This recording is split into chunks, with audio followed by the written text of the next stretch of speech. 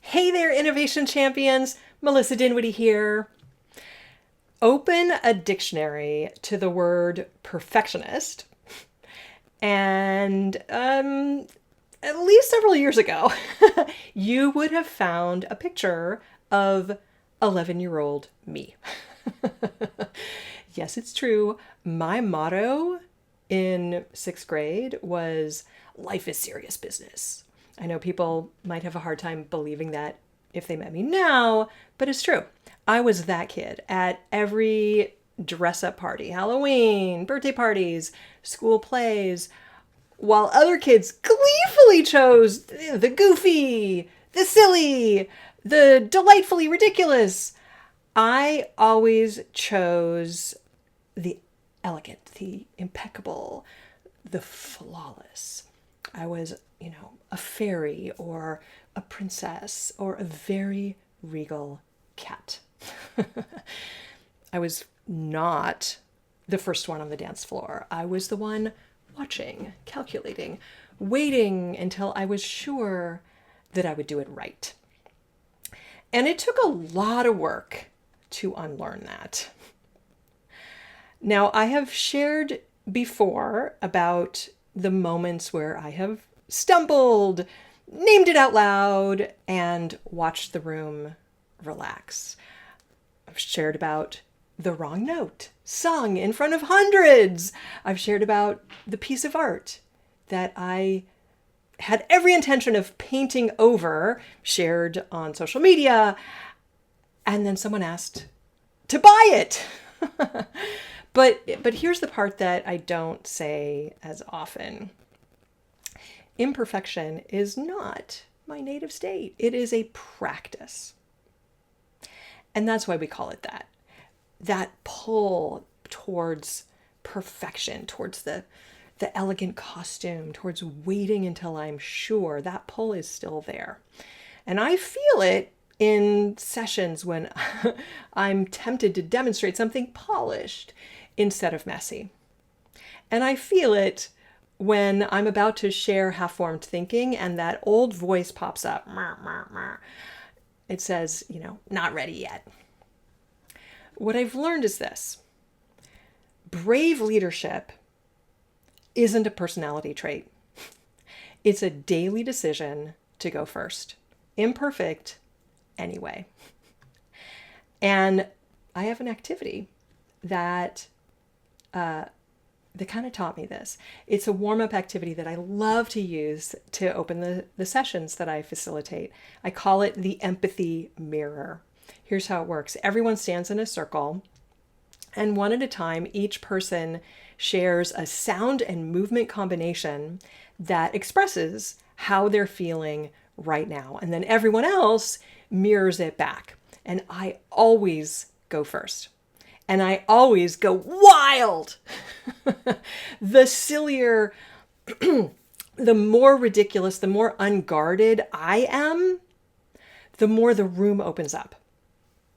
Because here's the thing, if I go first with something really small and minimal, then I have just quietly told everyone in that circle that small and minimal is the ceiling.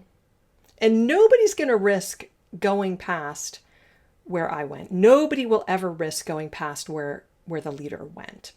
But if I throw my whole body into something really goofy and unself-conscious, and then guess what? I watch that ceiling rise in real time. The leader's behavior is not a suggestion. It's the outer limit of what everyone else feels permitted to do. And this isn't just true of warm-up activities. It's true of brainstorms. It's true of retrospectives. It's true of how your team responds to a half-formed idea that you share in a meeting. Of whether anyone ever admits out loud that they don't know something. So I want to give you something concrete, because model vulnerability and be human first are phrases that sound meaningful and then just dissolve into nothing the moment you're actually in a meeting. So here's what I mean specifically. It's the leader who says mid-meeting, I don't actually know if this is right. Here's my half-formed thinking. It's the one who shares a work in progress and explicitly names what isn't working yet. It's the one who, when an experiment fails, asks, what did we learn? Before asking what went wrong. Now, none of these are grand gestures. None of them require a workshop or a consultant or an offsite. They're small, repeated choices made in ordinary moments that accumulate into a culture where people feel safe enough to actually innovate. It lets people feel safe to take risks. Your team is watching you, not for the speech, but for that small move. So here's an 8-minute antidote that just takes one piece of paper. If you recognize yourself anywhere in this, in that impeccable princess costume, if that resonates a little too closely, here's a micro experiment from my book, Innovation at Work, that takes just 8 minutes and tends to shift something in a room really fast. It's experiment number 13. It's called the Permission Slip Protocol. Here's how it works. Each person writes themselves a permission slip for one specific behavior that they've been hesitant to try. So it might be permission to share half-formed ideas in meetings, or it could be permission to question project assumptions, or it could be permission to suggest a process change. It could be anything. And then everyone shares their slip. I mean, you're physically writing it down on a slip of paper. It's kind of fun to print out a piece of paper that literally says permission slip on it. Then everyone shares what they wrote on their slip and gets explicit verbal permission from their colleagues. The leader goes first. That's key. That last line is the whole thing. When you write and share your own permission slip, when you name out loud the thing that you have been hesitant to do, you are doing the most powerful facilitation move available to you. You are raising the ceiling. 8 minutes, one piece of paper. The full experiment with facilitation script, remote adaptation, and scale guidelines is on page 99 of Innovation at Work. Now, just a quick little note, I am starting to have some of these conversations on the record. More on that soon. In the meantime, the next time you feel that pull towards the impeccable, the polished, the not quite ready yet, that perfectionist pull, go first anyway. Imperfect, unguarded, maybe even a little silly if the moment calls for it, because your team is watching and your behavior is the ceiling.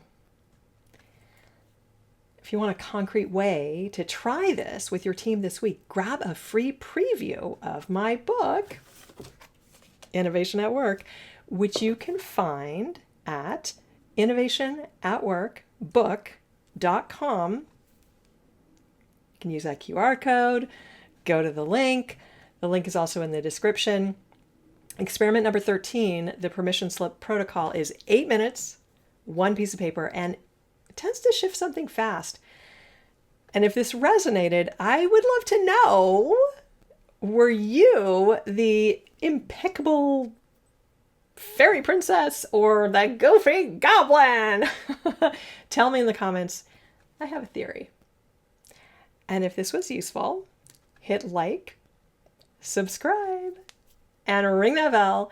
I am here every week with practical tools for leaders who want innovation that actually sticks. Until next time, stay curious, stay playful, and keep creating the impossible. Ciao.